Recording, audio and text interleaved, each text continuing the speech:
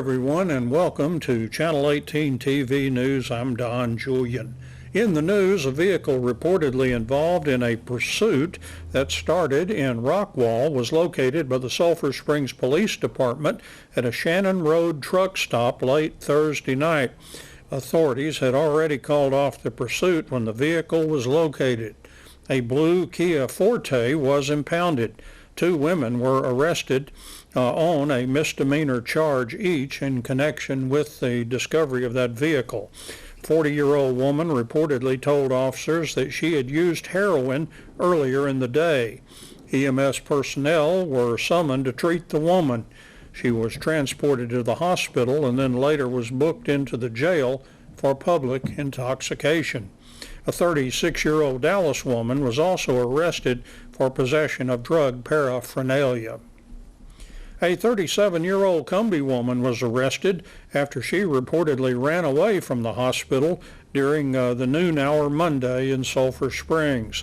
Two Sulphur Springs police officers were dispatched to an area near the hospital. They were contacted by a woman who told them that a woman was on her property in the 1200 block of North Davis Street. The officers located the woman. They were advised she was wanted on warrants, and she was arrested. Christy Ray Olson was charged with possession of 1 gram of a controlled substance, and bond was set for her at $15,000. According to a KSST listener, a show of community support for troops serving in the Middle East is planned for Tuesday night between games at the main gym at Sulphur Springs High School. The brief ceremony will take place after the Lady Cats game and right before the Wildcats game, which starts approximately at 7:30. The public is encouraged to pack the gym and wear camo clothing. A local pastor is expected to say a prayer for the safety of local military personnel currently deployed in the Middle East, as well as all troops who've come through Sulphur Springs and Hopkins County. In sports, the Wildcats basketball team, ranked number 9 in Class 5A, will be trying to even their district mark at 1-1 as they play host to rival Mount Pleasant Tuesday night in the main gym at Sulphur Springs High School. Wildcats coach Clark Cipolletta discusses the Greenville loss and Mount Pleasant. They just came out. They played really well. You could tell they really wanted it, and our kids played hard. You could tell they did too, but sometimes the lid's on the basket. We just really had a hard time finishing around the rim. I think we missed like 18 layups. Went like 27% from 2. Points in the paint, we averaged about 30. I think we had 8 all game. So when you're doing that, what's really worked for you all season, you can't convert on it. It makes it hard to win. Plus, on top of that, you have a 2-point first quarter, 4-point fourth quarter. You just you can't beat good teams doing that. And, despite good defense and everything else, the bottom line, the ball's got to go in the hole, and it wasn't happening. Right. I thought our defense played well enough to win. We still got to get sharper on a few things. On some coverages, I thought we gave them a few easy layups. But if you look at the numbers, we held them to like a 0.89 point per possession, which anytime you hold them under 1, that's really good. You have a good chance of winning. But like you said, you gotta put the ball in the hoop. That's how you win. You got to score more points than the other team. And Greenville, they were physical with us down low, which really made it hard, I think, for us to finish. And I think the emotions of the game got our kids really high and really low. You could tell in the second and third quarter we were running on just a wave of energy. And we just got to learn how to play within ourselves a little bit more and not quite be so up and down. And if we can do that, I think, we got a good chance. I thought Greenville did a good job on the offensive glass, too. That kind of hurts. That does. It hurts my feelings, too, because I think we're a really good defensive rebounding team. And, we came back in and watched film Saturday and just really had to call some kids out because, to me, Day-Day, Cam, Hare, they didn't really accept that challenge of dominating the boards. We didn't. We weren't physical with them early on. We didn't hit on blockouts. Just some stuff we've done all year that we just didn't do. And when you're not disciplined to do the little things, you don't deserve to win the big things. No time to hang your head much or for anybody. Here comes Mount Pleasant, a huge game always for us. It is. Very good this year. Yeah, very good. I think they've lost 2 games all year. They just got into the rankings this week. Well deserved. They do a tremendous job, and to me, one of the top teams in our district as well. So, like you said, you don't have time to hang your head. You got to pick it up and go. And this will be a good test for us, just to see our leadership on our team, these seniors, to see if we can't, turn this around and do some of the little things right tonight that will, help us get a victory. Thank you. Okay.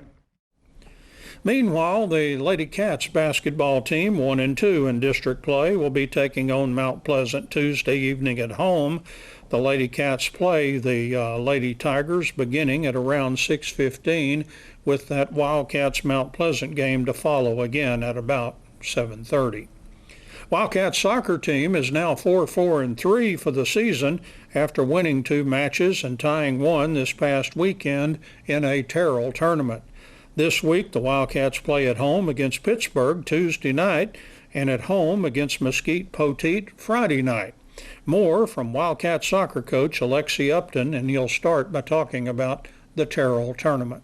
Absolutely. Went 2-1, got 2 wins. Hallsville got a win, Seagoville got a win, and then we tied Kilgore. We just didn't have enough points through the whole getting goals and not giving up goals system.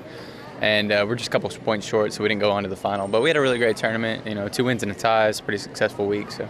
Yeah, it seemed to play well, the way your team on the field and everything. Yeah, absolutely. We played really well. We looked great in the attack. I mean, Hallsville in the second game, we won 2-0. I mean, it could have been 5, 6, 7, 8-0. I mean, we had a ton of chances. We just didn't finish them. So, as a group, collectively, we played really well. So.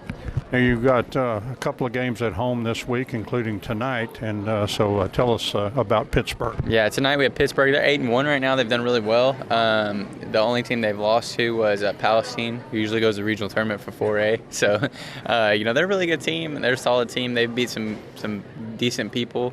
They haven't played anybody real big, but, they're going to be a good game and a good challenge. How do you feel about playing Mesquite Poteet? It's always good to play somebody you graduated from and somebody that you have a lot of history with. So that'll be really fun, and I'm really excited for that. And so it'll be a good day.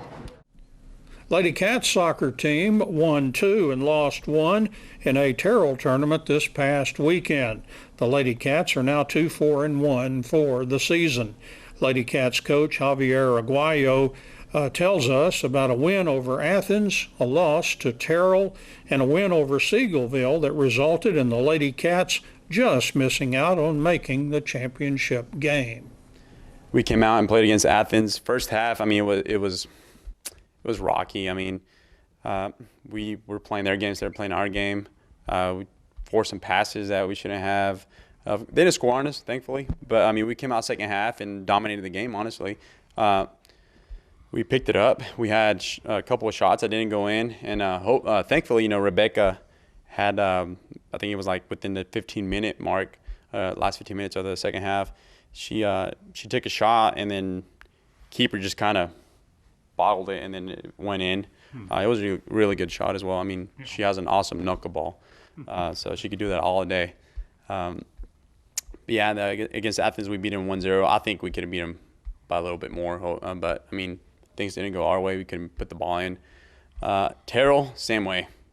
We came out, like I emailed you, we came out first half, forcing passes, not playing to feet, just forcing things and not going our way.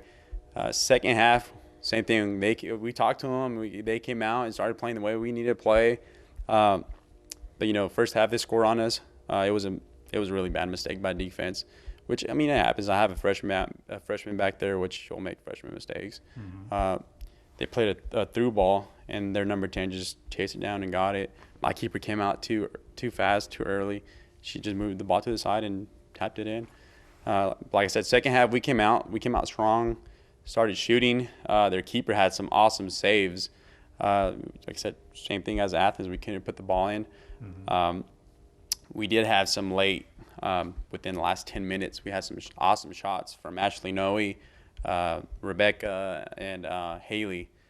They were going out wide. Their keeper were blocking them. And then the last 20 seconds of the game, it was intense. So within the last 20 seconds of the game, we got a free kick. And my freshman, Rebecca Stanley, took the free kick, and she barely missed it. She scraped the post, and, it went out. But, I mean, that was game. We lost to Terrell 1-0. So that was Thursday. Came back Friday, played Seagoville, which I think they're like a 5-year, 6-year program for the girls or something like that. So they're fairly new. But anyways, we came out and we knew we needed 13 goals to make it to the final. We needed 13 goals and for Taro to lose against Athens. So we knew Taro and Athens were going to be a close game. So Taro and Athens couldn't get a tie. That Taro had to lose and Athens win by 1-0. So we came out. I told the girls, hey, we need 13 goals in Athens to beat Taro. So let's go out there and work and just have fun. I took 4 freshmen with me, and they got playing time as well. They had fun. They enjoyed themselves. We ended up scoring 17 goals against Seagoville. Like I said, you know, they're one of the weaker opponents out there. So we waited for Taro Athens to see what's going on. First half, it was 0-0. I mean, they were back and forth, just, you know, battling it out. Second half, we had to leave. You know, it was getting too late. Girls were getting tired. But they called me and told me Taro and Athens tied 1-1. So, of course, you know, Taro, by the difference of points, they had advanced, which they received 3 more points than us, just by the goal and then the points for advancing. So Taro and Molina played in the final, and Molina beat Taro 2-0, I believe. Okay. So I think if we clean things up, if we would have cleaned things up, you know, against Athens and Taro, I think we would have gone to the final. Yeah. And then we would have played a tough opponent, Molina. We actually watched them play while we were out there, and they can move the ball. They can move the ball, and then they know where to be. They open up to space, create the space. But, I mean, it would have been awesome as a first-year coach here with the girls to make it to the final, and, Yeah. I mean, it would have been great. But, hey, the girls had fun. They enjoyed themselves. They're learning more and more day by day. They're learning from their mistakes. So 2-1, not bad. yeah, 2-1 the tournament. It's not bad. I think it was a good result. If you think about it, in the bracket in the group, we were second place behind Taro. Of course, we had more goals in favor. We scored 17 against Seagoville, and then 1 against Athens. But we need to keep working. Like I said, take every game just day by day. Take it like the last game, learn from the last game, and just go out there and work. Yeah. Now you got Pittsburgh. There'll be a road contest. What do you know about them? So I've been on Max Preps and just kind of scouting how they're doing. I think they've been struggling this season. I believe they've had 0 wins. I think they're 0-4. From what Max Prep says, a lot of times that Max Prep is not updated. So as of right now, I think they're 0-4. They played against Farmersville. I think Farmersville is a 1-year program this year, first year or second year. Farmersville beat them 5-1. Who else have they played? Gosh. I think Lindo. No, they haven't played Lindo. Is it Ranchview? I forgot. I know I was watching it. I was seeing it right now in Max Press. But, yeah, they're 0-4. But like I said, I can't say they're a weaker opponent. And like I said, I tell the girls, hey, I know we're playing Pittsburgh. It doesn't matter who you're playing. You take it like your last game and you go out there and work. And play the way we want to play. Touch the ball, Right. Control the ball, move the ball from side to side. Force them to open up the spaces where we could play the ball through. But I think Pittsburgh will be one of our weaker opponents on the schedule for this year. Right. But like I said, hey, you never know. Soccer is soccer. Last year, Barcelona, I'm a big fan of Barcelona. Look what Barcelona did. They were up 3-0 at their house. They came back and lost 4-0 to Liverpool. So, you never know in soccer. That's yeah. it. Yeah. Look at us against Princeton. We were up 3-0. They came back. They woke up. Their number 9 woke up. They scored 4 goals on us. So, yeah, we just had to take every game like the last and just learn from it. And, we want the win, but you can always get the win. Well, Yeah. best of luck. That's Channel 18 TV News. I'm Don Julian. Thank you for watching, and so long, everybody.